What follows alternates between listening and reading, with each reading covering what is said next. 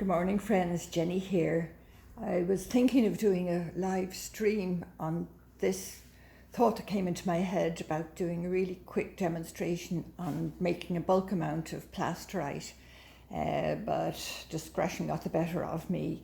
And usually it's much better to make Plasterite outside where a bit of mess isn't so important, but it's actually very breezy today and quite chilly, so I'm risking doing it inside, the risk being to the kitchen floor and to all the surroundings. So the point is, for example, Balbriggan has now been designated as a smart town, so we're expecting 5G will be rolled out almost as soon as possible. My friend Muriel and I did gift around, and Mark did gift around the town several years ago, but it'd be no harm to increase the amount of Plasterite we have around the place now. And the plan is, well, I've bought 4 big bags of skim coat. They're 25 kilos each, and you get 40 kilos of Plasterite out of each bag, so that'll be 160 kilos that we have to gift around. That should give the town good protection. And it's just to encourage you all in your own towns to go out, buy a couple of bags of plaster now. It's really weird how something this simple, these very simple ingredients can make something that can actually cancel out geoengineering and give protection against DMF and all the other 5G and the other sorts of Gs, whatever they are. So I'll just show you what the 4 basic ingredients are. You're probably all familiar with skim coat, which costs very little, around 18 euros at the most, and as I say, 25 kilos in that. I've already measured out 10. I'm going to be using about 12 and a half. Then we need the mystical ingredient is crystallized water. You put crystals into water and leave it there for a few hours, and then you use that, and we'll be needing about 9 litres for this mixture, but it doesn't have to be all crystallized water. You can use a couple of litres of this and then mix it in with ordinary tap water. Then salt. For this mixture, using half the bag of plaster, I used about 12 spoonfuls of salt, and I've weighed that out. It's about 70-80 grams of salt. And the other one is sand, and this is actually beach sand, but you can also use builder sand if you like. And I also throw in a couple of drops of essential oils. For this one I've used eucalyptus and peppermint, all nice herbal ones. So I have put, now this isn't a beautiful looking mixture at all, sorry about that. In there is sand, salt and crystal water, and all I have to add in now is the plaster and my intentions, which is important, that you have to actually focus on what you're doing and ask the mixture to produce the results that we want. So I'll see, can I set up the phone now to show what I'm doing?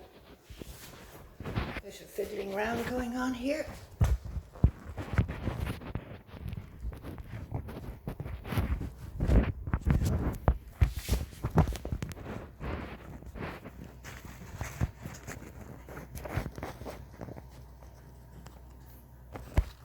No, that's not too bad. I think you can see. Okay, so I just need one more plaster.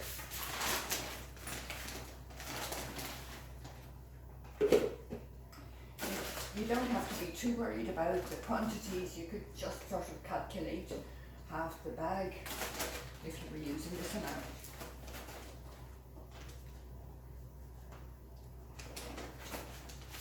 And put it all in.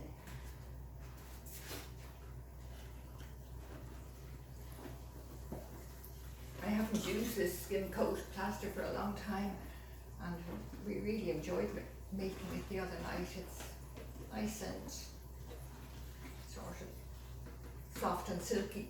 Some people might like to put I'm sure everybody has masks available these days.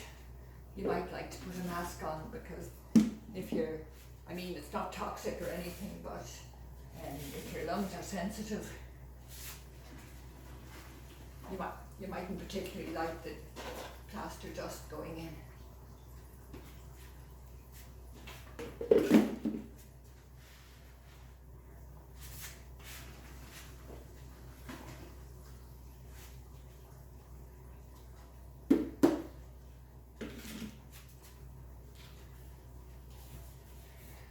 Anyhow, while I'm pouring this in, I'm focusing on what we wish to achieve with this amazing mixture. All mixtures from the earth, no toxic chemicals or anything in it.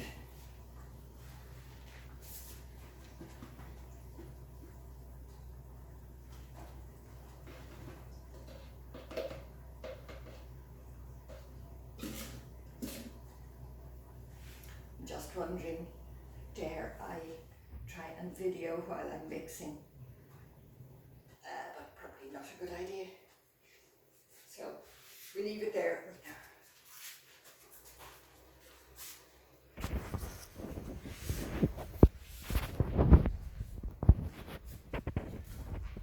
So we let the plaster soak there for a minute right now, and maybe should give it a little stir.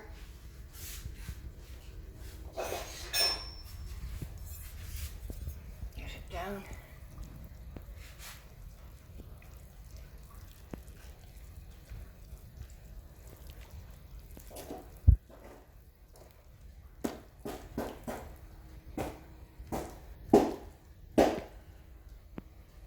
Leave it for a minute. So I'm thinking now that this plasterite is going to be beneficial to the area that it's covering, to prevent damage to our health from chemtrails, and if people are, when they're gifting round, if they can get their pieces as close to cell towers or masts as possible, this would be really, really helpful.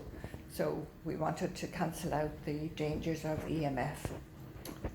And well, when you're making it, you can ask for any other intentions that you like.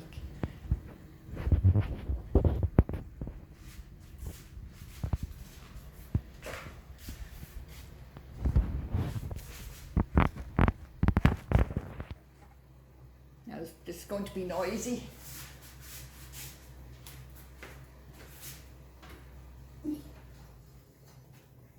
It's handy to have one of these for big amounts.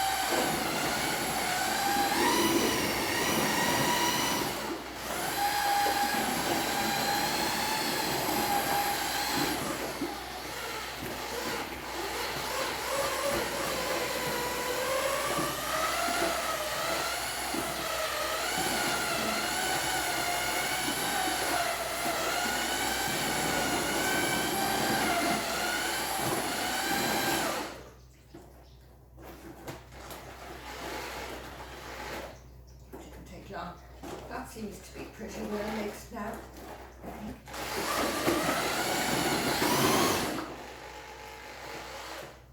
And I definitely wouldn't have been able to hold the camera and mix at the same time, because it could easily go out of control.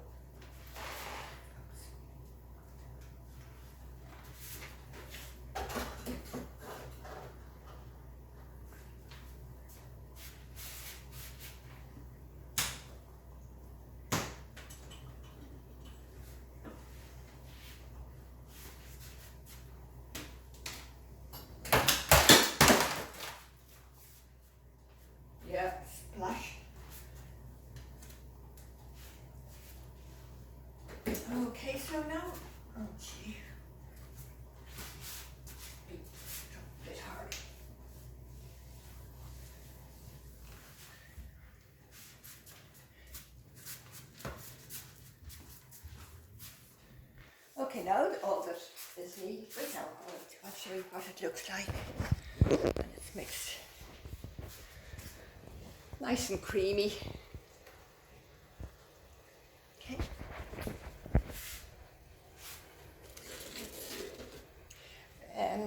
An ideal weight for these pieces is about 500 grams, but it doesn't matter.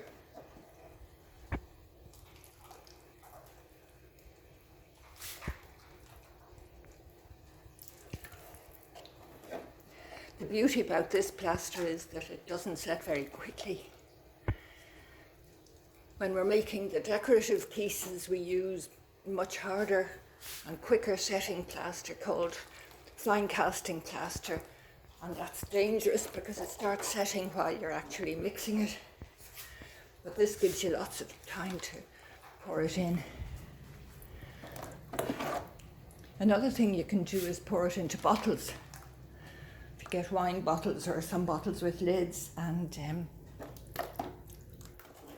pour it into the bottles, let the plaster dry out for several days, and then put the lids back on and drop them into the water, whatever water is near to you. Rivers or lakes.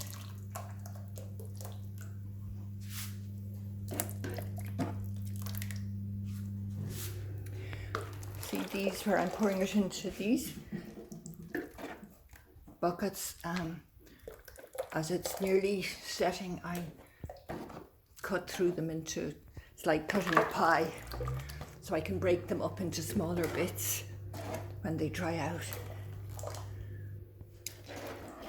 So you can see how quick it is, guys. Good fun if you don't mind a bit of mess. The preparation doesn't take very long beforehand. The tidying up takes a bit longer later, that's for sure. Well, in my case it does. Some other people wouldn't make the mess that I do. Oh, sorry, that's not meant to be there.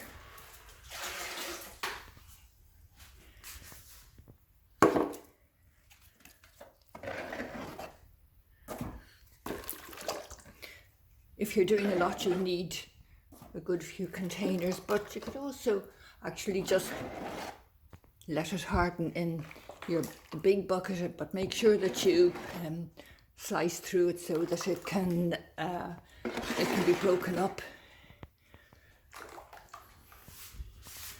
I need to put this down for a mo to finish pouring the remains out of the bucket.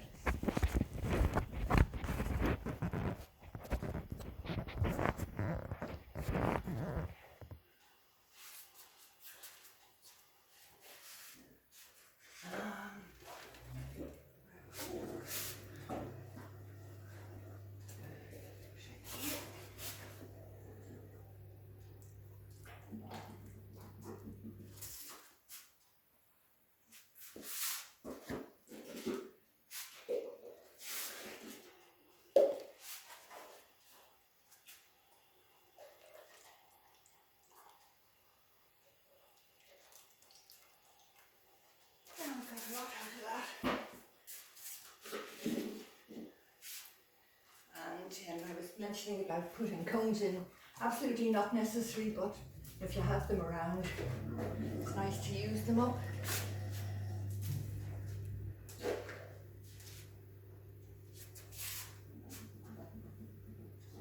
Mind the back.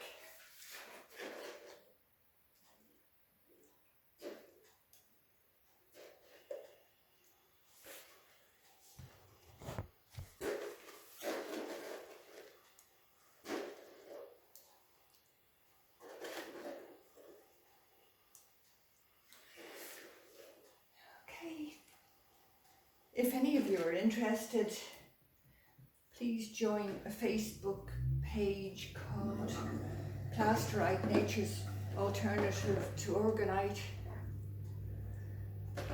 And there is a selenite website, but I don't know the exact details at the moment, sorry.